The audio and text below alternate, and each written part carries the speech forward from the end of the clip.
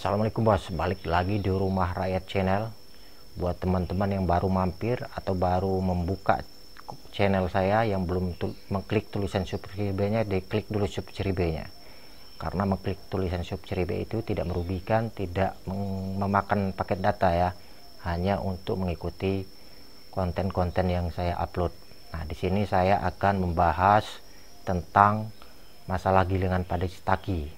Kemarin beberapa waktu yang lalu saya pernah mengupload video ataupun konten cara mengganti roll pecah kulit. Nah, di konten tersebut ada teman kita atau kawan kita menanyakan dia sudah mengganti roll pecah kulit tetapi hasilnya tidak sempurna. Bahkan dia bercerita sudah dia ganti itu, dia hidupkan dan dia mulai menggiling padi itu di style paling kecil itu malah berasnya hancur dan mesin penggeraknya itu berat. Itu wajar kalau kita setel makin sempit itu beras akan hancur dan mesin penggerak itu kita berat. Sebenarnya masih banyak pertanyaan-pertanyaan teman-teman yang belum sempat saya jawab, mohon maaf.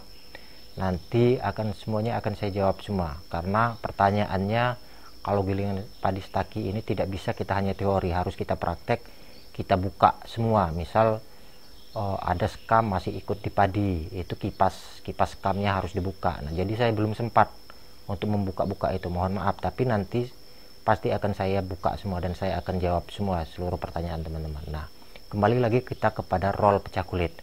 Nah, ketika roll pecah kulit kita ganti, itu jangan dua-duanya yang diganti, tetapi gantilah yang paling tipis, satu aja. Ingat ya, satu aja seperti ini diganti. Nah, yang mana yang kita ganti itu satu aja, yang paling tipis.